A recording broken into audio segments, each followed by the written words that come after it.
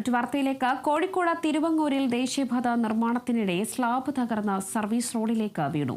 Crane ഉപയോഗിച്ച് slab സ്ഥാപിക്കാനുള്ള ശ്രമത്തിനിടെ ആയിരക്കണക്കിന് വാഹനങ്ങൾ ദിവസേന കടന്നുപോകുന്ന സർവീസ് റോഡിലേക്ക് തകർന്നു വീഴുകയായിരുന്നു. തിരുവങ്ങൂരിൽ ദേശീയപാത ബലക്ഷയം പാർലമെന്റ് സമ്മേളനത്തിൽ ഉൾപ്പെടെ ശ്രദ്ധയിൽപ്പെടുത്തിയിട്ടും ഒരു തുടർ നടപടിയും ഉണ്ടായിട്ടില്ലെന്ന് Kozhikode DCC president K Praveenkumar ആരോപിച്ചു. ദേശീയപാത ദുരന്തപാതയായി മാറുകയാണെന്ന സംഭവ സ്ഥലം സന്ദർശിച്ച PV അൻവറും കുറ്റപ്പെടുത്തി. അഴിയൂർ മുതൽ വെങ്ങളം വരെയുള്ള ദേശീയപാതയിലെ കരാറെടുത്തുള്ള ക്രമക്കേടുകൾ ഞങ്ങൾ കൃത്യമായി പറഞ്ഞതാണ്. 800 ചില്ലാൻ കോടി അദാനി ഗ്രൂപ്പ് നോക്കുകൂലി വാങ്ങിയ ഒരു റീച്ചാണ് റീച്ച്. അവിടെയാണ് ഒന്ന് പണി പൂർത്തീകരിച്ചിട്ടില്ല, സർവീസ് റോഡ് പ്രവൃത്തി പൂർത്തിയായിട്ടില്ല. ഇപ്പോൾ ഇത് നിർമ്മാണത്തിലിരിക്കുന്ന ഭാഗമാണ് ഇടിഞ്ഞു വീഴിക്കുന്നത്. ഇന്ന് ഈ സ്കൂളില്ലാത്ത അവസ്ഥയായതുകൊണ്ടാണ്. ഇത് തൊട്ടുപിടി സ്കൂളാണ്. വിദ്യാർത്ഥികൾ നിരന്തരമായി അങ്ങോട്ടും ഇങ്ങോട്ടും കളിച്ചിരുന്ന സ്ഥലമാണിത്. കുട്ടികളൊന്നും ഉണ്ടായിരുന്നെങ്കിൽ നമ്മൾ വലിയൊരു ദുരന്തം സാക്ഷ്യം വയ്ക്കുകയാണ്. ഇതൊരു ദുരന്ത പാതയാവുകയാണ്. സത്യത്തിൽ ഇതിനെന്ത് പരിഹാരം ചോദിച്ചാൽ ഒരു സ്പെഷ്യൽ ഇൻഷുറൻസ് ഇവിടെ ഏർപ്പെടുത്തേണ്ടി വരും. അതായത് നാഷണൽ ഹൈവേൻ്റെ സൈഡിലൂടെ നടന്നു പോകുന്നതോടു കൂടി പ്രൊട്ടക്ഷൻ കിട്ടുന്ന രീതിയിൽ ഒരു പ്രത്യേക ഇൻഷുറൻസ് പദ്ധതി കേരളത്തിൽ ആവിഷ്കരിക്കാതെ വലിയ ദുരന്തം, ഇതൊക്കെ ഒരു തലനാരിഴക്ക് രക്ഷപ്പെടുക. തെരഞ്ഞെടുപ്പ് 2026 നടക്കുന്നതിന് മുമ്പ് ഇത് പൂർത്തീകരിക്കുക എന്ന ഒറ്റ ലക്ഷ്യം, ആ ലക്ഷ്യം മുൻനിർത്തിയിട്ടാണ് എന്ത് തരികിട തട്ടിപ്പ് പരിപാടി നടത്തിയാലും കോൺട്രാക്ടർമാർക്ക് അത് സൈൻ ചെയ്ത് കൊടുക്കുന്ന ഒരു രീതിയിലേക്ക് നാഷണൽ ഹൈവേ അതോറിറ്റി ഇവിടെ മാറി. ദേശീയപാത അഴിയൂർ വെങ്ങളം റീച്ചിൽ കോഴിക്കോട് കൊയിലാണ്ടിക്കടുത്ത തിരുവങ്ങൂരിലാണ് അപകടമുണ്ടായത്. തിരുവങ്ങൂർ അടിപ്പാതയ്ക്കും തിരുവങ്ങൂർ ഹയർ സെക്കൻഡറി സ്കൂളിലും മൊത്ത മധ്യത്തിലായാണ് ഈ ക്രെയിനിൽ സ്ലാബ് ഉയർത്തുന്നതിനിടെ സർവീസ് റോഡിലേക്ക് വന്ന് പതിക്കുന്ന ഒരു സാഹചര്യമായിരുന്നു ഉണ്ടായിരുന്നത്. സാധാരണ ഇവിടെ തിരുവങ്ങൂർ ഹയർ സെക്കൻഡറി സ്കൂൾ പ്രവർത്തിക്കുന്ന ഒരു സമയമായിരുന്നു. പക്ഷേ ഇന്ന് സ്കൂളിൽ കുട്ടികൾ ഒന്നും ഇല്ലാത്തതുകൊണ്ട് തന്നെ വലിയൊരു കാരണം അവധിക്കാലമായതുകൊണ്ട് തന്നെ കുട്ടികളൊന്നും ഉണ്ടായില്ല. അതുകൊണ്ട് വലിയൊരു അപകടമാണ് ഒഴിവായത് എന്നുള്ളതാണ് നാട്ടുകാർ ആശ്വസിക്കുന്നത്. മാത്രമല്ല ഏറ്റവും പ്രധാനപ്പെട്ട ഒരു കാര്യം, ദിവസേന ആയിരക്കണക്കിന് വാഹനങ്ങൾ കടന്നു പോകുന്ന ഒരു സർവീസ് റോഡിലാണ് ഇത്തരത്തിൽ അധികൃതരുടെ അശ്രദ്ധ കാരണം ഒരു അപകടമുണ്ടായിരിക്കുന്നത്.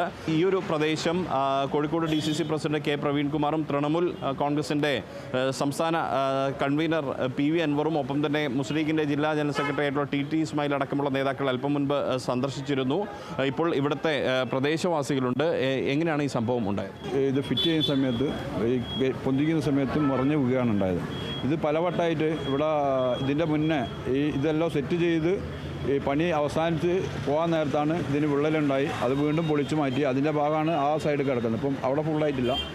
ഈ സംവിധാനം ഇവിടെ പ്രായോഗികമല്ല എന്ന് എത്രയോ വട്ടങ്ങളായി, എത്രയോ പല പ്രാവശ്യമായി ബന്ധപ്പെട്ട ഉദ്യോഗസ്ഥന്മാരെ കാണുകയും അതിനുവേണ്ടി സംസാരിക്കുകയും ഒക്കെ ചെയ്തതാണ്. ആ സംവിധാനത്തിൻ്റെ ഇടയ്ക്കാണ് വീണ്ടും ഇങ്ങനെ ഇടയുന്ന. ഞങ്ങൾ പലവട്ടം അവരോട് ആവശ്യപ്പെട്ടത് ഇവിടെ ഒരു ബ്രിഡ്ജ് ഓവറാണ് ആവശ്യം. ഇത്രയും ഹൈറ്റുള്ള ഒരു പാലത്തിന് ഇതേ രീതിയിലുള്ള ഒരു സംവിധാനം ചെയ്തു കഴിഞ്ഞാൽ അത് കാലക്രമേണ അപകടത്തിലേക്ക് നടക്കും. വലിയൊരു ദുരന്തം നമ്മെ കാത്തു നിൽക്കുന്നുണ്ട് എന്ന് ബന്ധപ്പെട്ട ഉദ്യോഗസ്ഥന്മാർ മനസ്സിലാക്കണമെന്നാണ് ഈ അവസരത്തിൽ ഓർമ്മിപ്പിക്കാനുള്ളത്.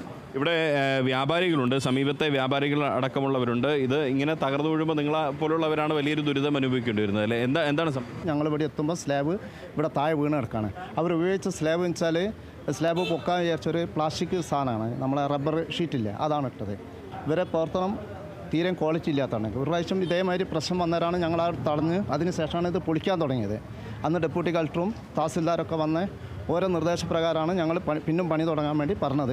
പക്ഷേ ഇതിന് മുന്നേ ഞങ്ങൾ MP മാരും MLA ഒക്കെ ആയിട്ട് ബന്ധപ്പെട്ടു. പക്ഷേ ഒരു നടപടിയും ഇതുവരെ സ്വീകരിക്കാൻ പറ്റിയിട്ടില്ല. നമ്മളെ വെങ്ങളം ഭാഗത്തുള്ള മാതിരി തന്നെ പില്ലറിലുള്ള ഇത് വന്നാൽ മാത്രമേ നമുക്ക് ഇവിടെ ഒരു രക്ഷയുള്ളൂ. ജനങ്ങൾക്ക് ഒരു ബുദ്ധിമുട്ടില്ലാതെ നടക്കുള്ളൂ. പ്രത്യേകിച്ച് 3000 ചില്ലാനം കുട്ടികൾ പഠിക്കുന്ന ഒരു സ്കൂളുണ്ട്, ആശുപത്രിയുണ്ട്, വില്ലേജ് ഓഫീസുണ്ട്.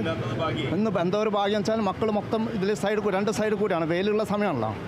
എന്തോ മക്കളെ ഭാഗ്യമല്ല, നമ്മളെ നാട്ടുകാരെ ഭാഗ്യം കൊണ്ടാണ് ഇങ്ങനെ ഒരു വലിയൊരു അപകടം ഇല്ലാതെ സംഭവിച്ചത്. അത് നമുക്ക് ഒരു ആശ്വസിക്കാം. ഇതാണ് നാട്ടുകാർ പറയുന്നത്. സ്കൂളില്ലാത്തത് വലിയ ഭാഗ്യമായി. പ്രത്യേകം ശ്രദ്ധിക്കേണ്ട ഒരു കാര്യം, ഈ ഒരു വിഷയം പാർലമെൻറ്റിൽ ഷാഫി പറമ്പിൽ MP പലതവണ ഉന്നയിച്ചതാണ്. ഈ അഴിയൂർ വെങ്ങളം റീച്ചിൽ പ്രത്യേകിച്ച് ഈ തിരുവങ്ങൂരിലെ അപകട അവസ്ഥ പലതവണ ഷാഫി പറമ്പിൽ MP പാർലമെൻറ്റിൽ എല്ലാം തന്നെ ഉന്നയിച്ചതാണ്. എന്നിട്ടും ദേശീയപാത അധികൃതരുടെ ഭാഗത്തുനിന്നും ഒരു ഇടപെടലും ഉണ്ടായില്ല എന്നുള്ളൊരു ആക്ഷേപം നാട്ടുകാർ കൂടി ഉന്നയിക്കുകയാണ്. അതാണ് ഇത്തരത്തിലുള്ള അപകടം ആവർത്തിക്കാൻ ഒരു കാരണമാകുന്നത് എന്നുകൂടി നാട്ടുകാർ വ്യക്തമാക്കുകയാണ്.